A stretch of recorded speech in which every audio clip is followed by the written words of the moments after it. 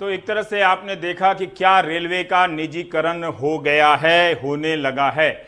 मैं पर्ची लाया हूं, अगर आप गूगल में जाकर इंटरनेट में रेलवे का निजीकरण नहीं होगा पीयूष गोयल हिंदी और अंग्रेजी में टाइप करेंगे तो कई तरह के बयान होंगे, लेकिन 3 बार इन्होंने सदन के भीतर बोला है। 17 मार्च को और 22 नवंबर को, 17 मार्च 2020, 22 नवंबर 2019 को राज्यसभा में रेल मंत्री ने कहा है कि रेलवे का निजीकरण नहीं होगा। ये बात क्रिस्टल क्लियर है। जुलाई 2019 में लोकसभा में पीयूष गोयल ने लिखित जवाब में बोला है कि किसी विशेष ट्रेन की पहचान नहीं की गई है जिसे प्राइवेट कंपनी चलाएगी। उस वक्त लखनऊ जाने वाली तेजस ट्रेन को, तेजस एक्सप्रेस को प्राइवेट कंपनी के हाथ में देने का एक बयान आया था।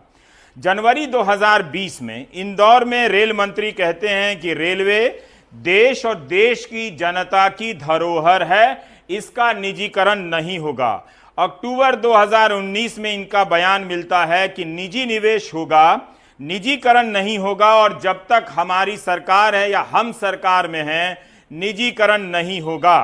अब देखिए कि ये हाल है रेल मंत्री के बयानों की। 4-5 बयान निकालकर हमने बता दिए जिसमें वो कहते आ रहे हैं कि रेलवे का निजीकरण नहीं होगा। अब रेलवे बोर्ड के सदस्य कहते हैं 5% होगा।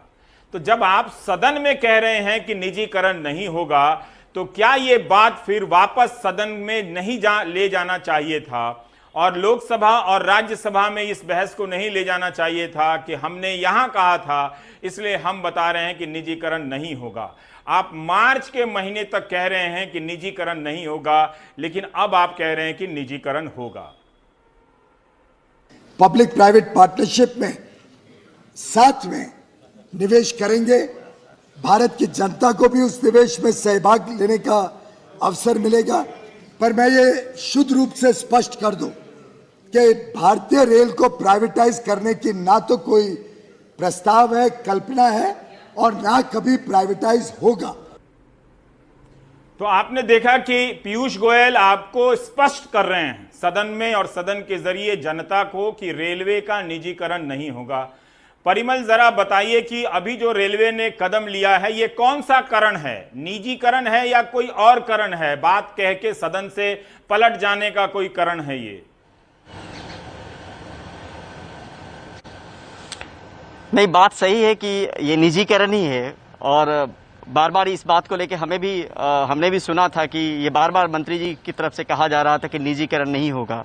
लेकिन कल इन सब चीज़ों पे विराम लग गया जब रिक्वेस्ट फॉर क्वालिफिकेशन को लेके रेलवे ने लंबा चौड़ा बयान दिया कि कुछ प्राइवेट पार्टी है जो ट्रेन ऑपरेट करेंगी और 151 ट्रेनें ऑपरेट करेंगी। जो दलीलें दी गई हैं वो दलीलें कुछ इस तरह से हैं कि मॉडर्नाइजेशन कोच का किया जाएगा जिससे आप वर्ल्ड क्लास ट्रैवल का आनंद ले सकेंगे, ट्रैवल टाइम घटेगा, जो सेफ्टी मेजर्स हैं वो ज़्यादा बेहतर हो पाएंगे, मेंटेनेंस कम करना पड़ेगा, आपकी जॉब अपॉर्चुनिटी बढ़ेगी। ये कुछ दलीलें हैं जो दी गई हैं और बताई गई और पुख्ते तौर पे आज भी प्रेस कॉन्फ्रेंस में यही दलीलें दी गई कि ये सब वजह हैं जिसकी वजह से हम कर रहे हैं। एक और चीज़ इसमें बताई गई कि जो ट्रेनें अभी हम चला रहे हैं वो 4000 किलोमीटर पे हम मेंटेनेंस करते हैं। जो मॉडर्न कोचेज आएंगी जो मेक इन इंडिया के तर्ज पे होगी, जो अभी तक बताया गया है, वो 40,000 किलोमीटर पे मेंटेनेंस करना पड़ेगा, यानी महीने में एक ही बार उसका मेंटेनेंस करना पड़ेगा। कुछ चीज़ें और भी इसमें साफ है कि ये कहा गया है कि अगर कुछ पैरामीटर तय किए गए हैं, जैसे पंक्चुअलिटी को लेके पैरामीटर है, मेंटेनेंस को लेके पैरामीटर है, अगर उसको मीट नहीं करती हैं ये प्राइवेट पार्टी तो उस पर पेनल्टी भी लगाया जाएगा। तो सीधे तौर पे निजीकरण की दिशा में जो बहुत लंबे समय से सुगबुगाहट चल रही थी, कई सारी बैठकें हो रही थी, उस पर विराम कल शाम से लग गया। परिमल, हम ये जानना चाहते हैं कि रेलवे के यूनियनों का क्या कहना है और ये सब जो दलीलें दी जा रही हैं कि ट्रेनें टाइम से चलेंगी, तो सरकार क्या अभी तक टाइम से नहीं चलाने में सक्षम है? रेलवे का अपना इतने दिनों का सिस्टम है जिसमें बहुत सी रेलगाड़ियां समय से भी चलती हैं, और ये जो कोच है क्या रेलवे ही बना रही है जो 40,000 किलोमीटर के बाद इससे मेंटेनेंस की जरूरत पड़ती है?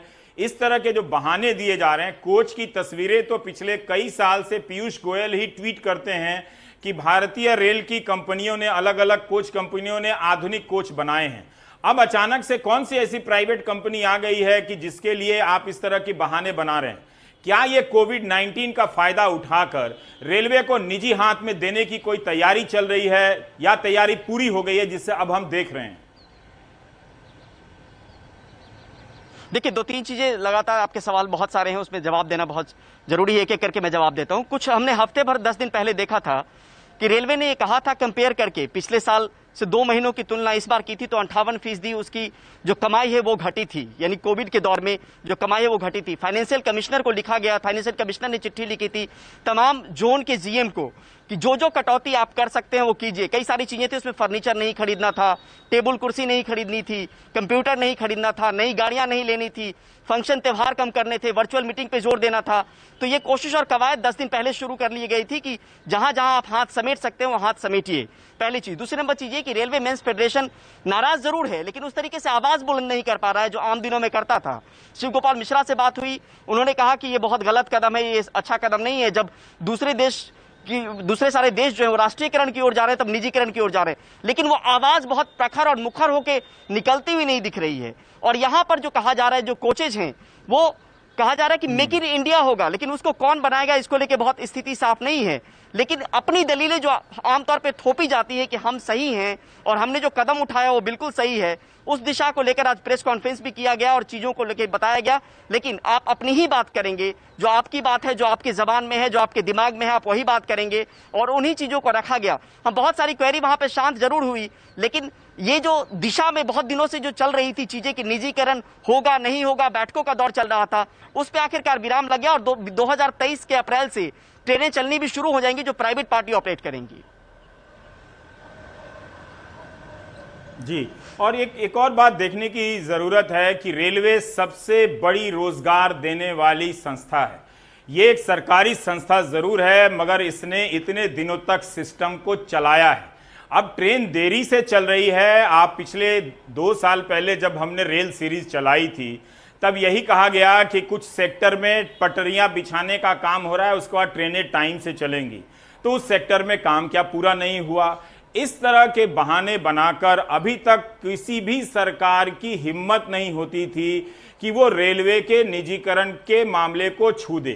तो अलग अलग तरीके अपनाए गए, कभी जमीन देकर, कभी प्राइवेट और पब्लिक पार्टिसिपेशन के नाम पर प्राइवेट कंपनियों को घुसाया गया।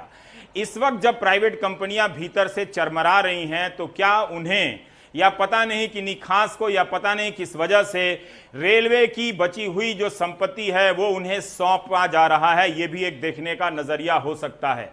जब 2018 का समय आया था और लोकसभा का चुनाव नजदीक आ रहा था तो लोको पायलट की 1 लाख वैकेंसी निकाली गई थी। आज भी उस वैकेंसी की अपॉइंटमेंट रेलवे ने पूरी नहीं की है और कभी भी पीयूष गोयल इस पर बोलते नजर नहीं आते, जबकि ट्विटर हैंडल पर रोजाना देश भर के छात्र, भोपाल हो, गोरखपुर हो, हर जगह के ट्वीट करते नजर आ रहे हैं।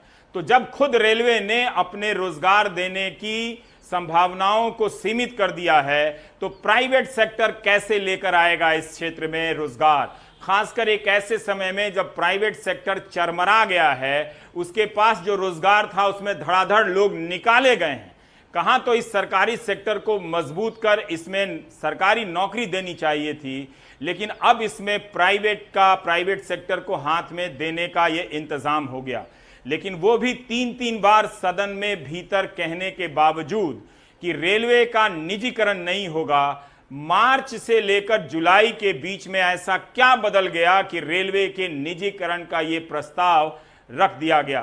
क्या अब रेलवे एक पूरी तरह से 5% की बात कही जा रही है? ये 5% भी कम नहीं है। 150 ट्रेनें आप प्राइवेट सेक्टर के हाथ में दे रहे हैं।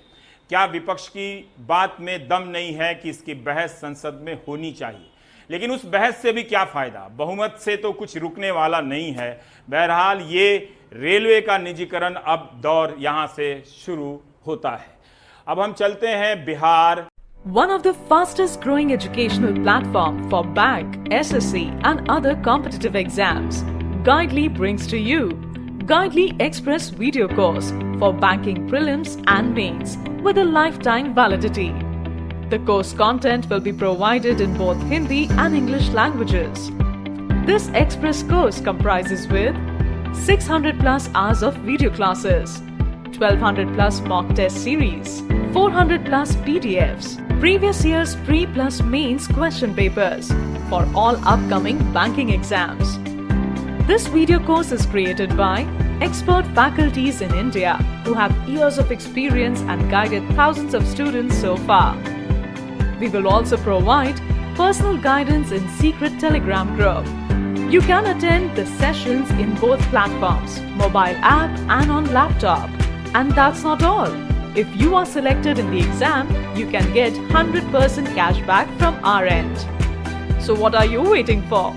To enroll in our Express video course, go to this link today.